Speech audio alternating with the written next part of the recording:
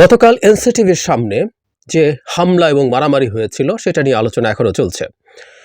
আমরা খুব স্পষ্টভাবে দেখেছি ওখানে পাহাড়ি স্টুডেন্টরা তাদের একটা প্রতিবাদ, তাদের একটা দাবি নিয়ে গিয়েছিল এবং তার উপরে হামলে পড়েছিল স্টুডেন্ট ফর সভরেন্টি নামে একটা সংগঠন।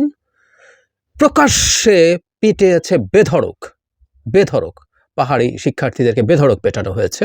পুলিশ প্রেজেন্ট ছিল এবং এরপরে এইটা নিয়ে বিশ্রী বাজে ধরনের রাজনীতি হচ্ছে। রাজনীতি হওয়া খুবই স্বাস্থ্যকর, একটা গণতান্ত্রিক দেশে রাজনীতি হবে, কিন্তু শেখ হাসিনার আমলের মতো রাজনীতি যেন না হয়। That's very important. আমরা এটা খুব সিরিয়াসলি দেখতে চাই। জাতীয় নাগরিক কমিটির আহ্বায়ক জনাব নাসিরউদ্দিন পাটোয়ারি তার একটা বক্তব্য নিয়ে কথা বলবো। তার আগে এই ঘটনাকে কেন্দ্র করে যা যা হলো সেসব নিয়ে কয়েকটা কথা বলা দরকার। আমরা দেখেছি যে সংগঠন, যে বাঙালিদের যে সংগঠন স্টুডেন্ট ফর সভরেন্টি পিটিয়েছে, বেধড়ক পিটিয়েছে পাহাড়ি স্টুডেন্টদেরকে, প্রচুর রক্তাক্ত হওয়ার ছবি আমাদের সামনে ভেসে বেড়াচ্ছে। তাদের দুজন যারা মাথায় ব্যান্ডেজ বেঁধে সংবাদ মাধ্যমের সাথে কথা বলেছিলেন, অভিযোগ জানিয়েছিলেন তাদের উপরে হামলা হয়েছে ইত্যাদি ইত্যাদি। পরবর্তীতে দুজনকে যখন আটক করা হলো, সেই দুজনের মাথায় কোনো রকম কোনো আঘাতের চিহ্ন নেই। এই ছবিগুলো ছড়িয়ে পড়েছে।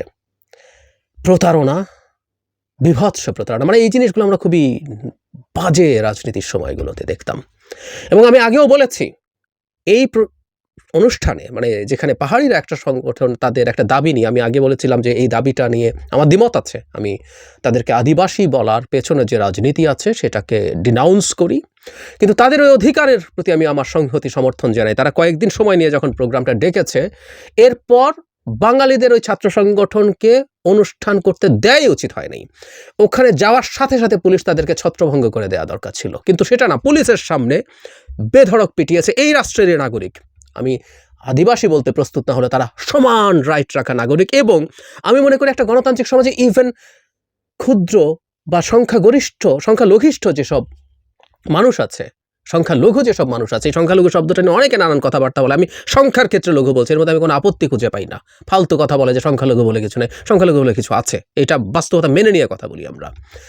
সো তারা এথনিক মাইনরিটিস, তাদের রাইট কেমন প্রিজার্ভড আছে, বরং আমাদের চেয়ে বেশি আছে কিনা টু সাম এক্সটেন্ট আমি মনে করি তারা আমাদের চেয়ে বেশি সিকিউরড আছে কিনা, সেফ আছে কিনা, সেটা একটা দেশের গুরুত্বপূর্ণ ইন্ডিকেটর বলে আমি মনে করি গণতন্ত্রের। এটা আমি বিশ্বাস করি। তো যাই হোক, সেটা তো হলোই না। পুলিশের সামনে এগুলো হলো এবং প্রকাশ্যে ক্যামেরা আছে, দেখা যাচ্ছে। এবং এত কিছু ঘটে যাওয়ার পর হয়তো সরকারের একটু টনক নড়েছে, দুজনকে গ্রেফতার করা হয়েছে। আরও অনেকের গ্রেফতার হওয়া উচিত। নট অনলি দ্যাট, এখানে ফেসবুকে গুরুত্বপূর্ণ মানুষজন একজন ব্যক্তির স্ক্রিনশট শেয়ার করছেন। ওনার নাম হচ্ছে শাহাদাত ফারাজি সাকিব। তিনি আগামীকাল 11টায় এনসিটিভির সামনে এই যে ঘেরাও কর্মসূচি স্টুডেন্টস ফর সভরেন্টি যে ফ্লায়ার তৈরি করেছিল সেটা তিনি শেয়ার করেছেন। আমি আবারও বলছি, এই ডাকাটাই বিভৎসতা, অসভ্যতা, এটাই অপরাধ। আপনাদের যদি কিছু বলার থাকতো, পাহাড়ি স্টুডেন্টরা করে যাওয়ার পর আপনারা গিয়ে আরেক দিন আপনাদের দাবি দাওয়া জানাতেন, আপনারা ওখানে অবস্থান করতেন। এটাই গণতন্ত্র।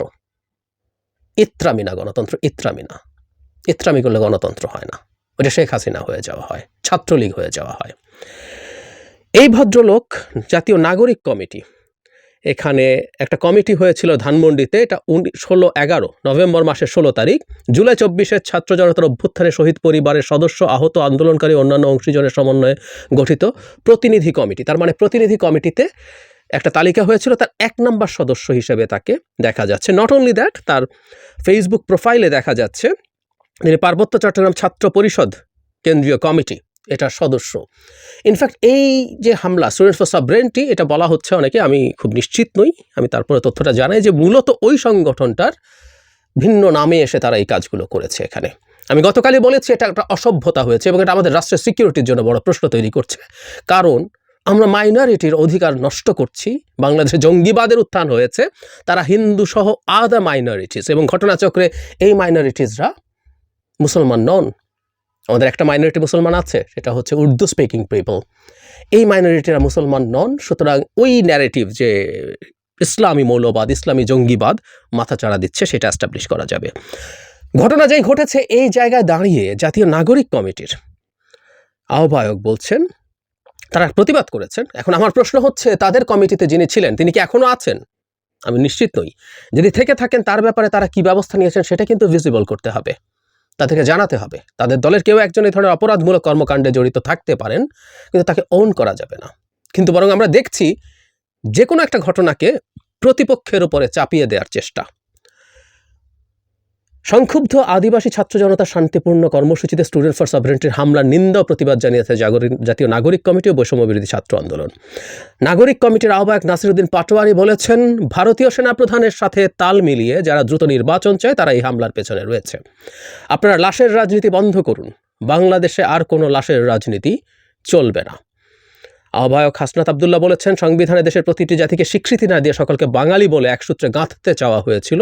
এতে বাকি জাতিসত্তার অধিকার হরণ করা হয়েছে।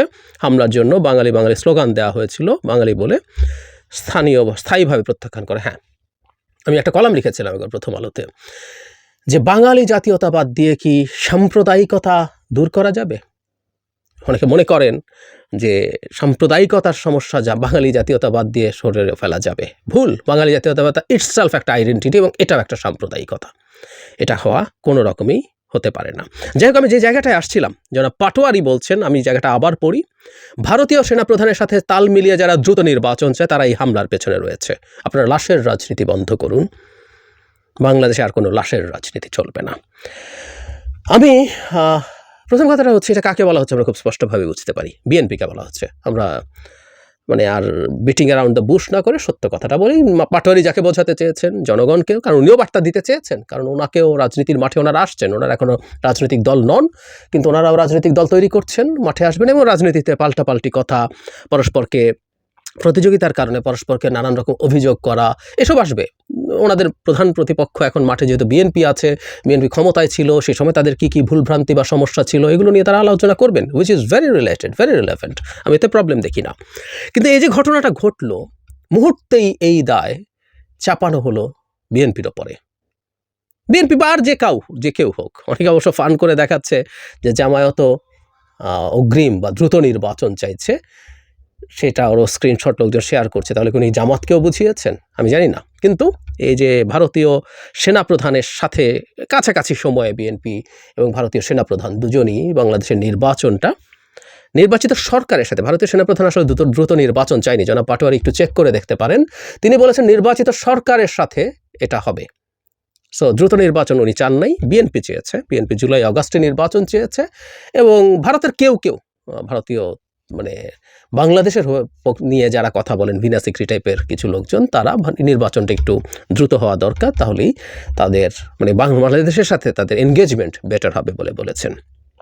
কিন্তু ঘটনাটা হচ্ছে, এই যে ঘটনাটা ঘটলো, মুহূর্তে দায় চাপিয়ে দেওয়া প্রতিপক্ষের ওপরে কোনো রকম কোনো তথ্য ছাড়া। বরং এইটুকু তথ্য তো আমাদের সামনে আছে যে নাগরিক কমিটির একজন এটার সাথে জড়িত। আমি আবারও বলছি, তিনি আছেন কিনা আমি নিশ্চিত নই, একজন এটার সাথে জড়িত। উনি এই নভেম্বরের 16 তারিখেও তাদের কমিটির এক নাম্বার ব্যক্তি ছিলেন।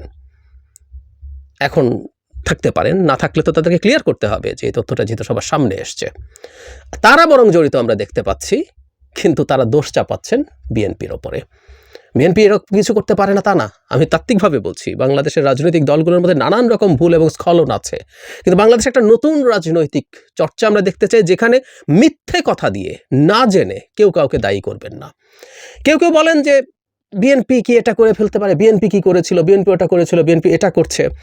আমি জাতীয় নাগরিক কমিটি এবং বৈষম্য বিরোধী ছাত্র আন্দোলনের উদ্দেশ্যে একটা কথা বলতে চাই। আমি হয়তো আলাদা করে ডিটেইলড এই কথাটা বলবো। এই পর্যন্ত একটা কথা একটু যোগ করে রাখি। আসলে মূল সমস্যাটা হচ্ছে এক্সপেকটেশন। মানে নতুন যে রাজনৈতিক দল হতে যাচ্ছে, নতুন যে বন্দোবস্তের কথা বলছেন আপনারা, আপনাদের মনে রাখতে হবে এক্সপেকটেশন আপনাদের প্রতি আপনারাই তৈরি করছেন। আপনারা দাবি করছেন আপনারাই প্রধানতম শক্তি, আপনারা দাবি করছেন আপনারা প্রধানতম শক্তি। আমি মনে করি না। আপনারা সামনে ছিলেন ওই সময়টাতে, জুলাই আগস্টে, কিন্তু আপনারা প্রধানতম শক্তি এই মুভমেন্ট আমি মনে করি না, রিপিট। কিন্তু অত্যন্ত গুরুত্বপূর্ণ ভূমিকা পালন করেছেন, জীবনের ঝুঁকি নিয়ে এগুলো করেছেন ফর শিওর, এগুলো আমি অ্যাগ্রি করি, এন্ডোর্স করি। যখন করছেন, আপনি যখন এই দেশের মাটিতে রাজনীতি করবেন, আপনাদের প্রতি এক্সপেকটেশনটা will be sky high. Be careful about this. আপনাকে বিবেচনা বা তুলনা বিএনপির সাথে হবে না, জামায়াতের সাথে হবে না, আপনার তুলনা হবে আপনার সাথে। এই দেশের বা সারা পৃথিবীর নিয়ম, এটা ব্যক্তির ক্ষেত্রেও সত্য। একজন ব্যক্তি এটা করে নাই বলে আমরা খুব অবাক হই, আর একজন এর চাইতে অনেক খারাপ কিছু বললে করলেও খুব একটা অবাক হই না। It's all about expectation. Jamaat সৎ লোকের শাসন চাই যখন বলে, যখন এর মধ্যে সমস্যা দেয়, এটাই তার যখন ইউএসপি করে তোলে, তখন সামান্য স্খলন এবং তার নামের সাথে যখন ইসলাম থাকে, তার স্খলনকে মানুষ অনেক কঠোরভাবে দেখবে, এটাই নিয়ম। সো প্রচলিত রাজনৈতিক ব্যবস্থাকে যখন আপনি ডিনাউন্স করেন, তখন আপনাকে আসলে বিরাট শুদ্ধ রাজনীতির চর্চা সামনে আনতে হবে। সুতরাং এই রাজনীতি আপনারা করতে পারেন না। B careful about that. আবারও বলছি, ও করছে, বিএনপি করছে না, কে করছে এটা বলা যাবে না। নট অনলি দ্যাট, সামনে যখন রাজনীতির মাঠ সবাই প্রতিদ্বন্দ্বিতায় নামবে, আপনাদের অনেকের বিরুদ্ধে আরও অনেক রকম ফিসফাস আছে, গুঞ্জন আছে, এগুলোও সব আসবে এবং আপনাদের সতর্ক থাকতে হবে, কারণ এগুলো ওরা কি করছে না বলে পার পাওয়া যাবে না। ওই যে গেইন, আপনারাই এই ন্যারেটিভটা সামনে আনছেন, আপনারা বাংলাদেশ পাল্টে ফেলবেন, আপনারা বাংলাদেশকে অনেক কিছু করে ফেলবেন, বাংলাদেশকে অসাধারণ করে ফেলবেন, নতুন রাজনৈতিক বন্দোবস্ত হবে, আমাদের সততার স্ট্যান্ডার্ড ঠিক হবে, ইত্যাদি ইত্যাদি অনেক কিছু। সো আপনাকে ওটার সাথে চেকলিস্ট মিলিয়ে দেখতে হবে, জনগণ ওই চেকলিস্ট ওভাবে মেলাবে। সো এই রাজনীতি আমরা কোনোভাবেই দেখতে প্রস্তুত। ইনফ্যাক্ট এটা শুধু মানে নাগরিক কমিটি না, একই রাজনীতি আমরা বিএনপির পক্ষ থেকেও দেখতে চাই না। আগে কে কী রাজনীতি করেছে না, আমি এটা বিশ্বাস করি, সামনে শেখ হাসিনা পতনের পর একটা গণতান্ত্রিক বাংলাদেশে প্রতিদ্বন্দ্বিতা থাকবে, পরস্পরকে যুক্তি দিয়ে পরস্পরকে ডিবেট করবে এবং চেষ্টা করবে তাকে যতদূর সম্ভব, এটা রাজনীতির মাঠ, সে চাইবে আপার হ্যান্ড নিতে, তাকে যুক্তি দিয়ে যতটা সম্ভব তাকে কমব্যাট করবে। এসব ফালতু শেখ হাসিনার মতো, আওয়ামী লীগের মতো কিছু হলেই ওটা ও ঘটিয়েছে, এই রাজনীতি আমরা বাংলাদেশে কারো দিক থেকে দেখতে চাই না, এবং নাগরিক কমিটির পক্ষ থেকে তো একেবারেই না। আরও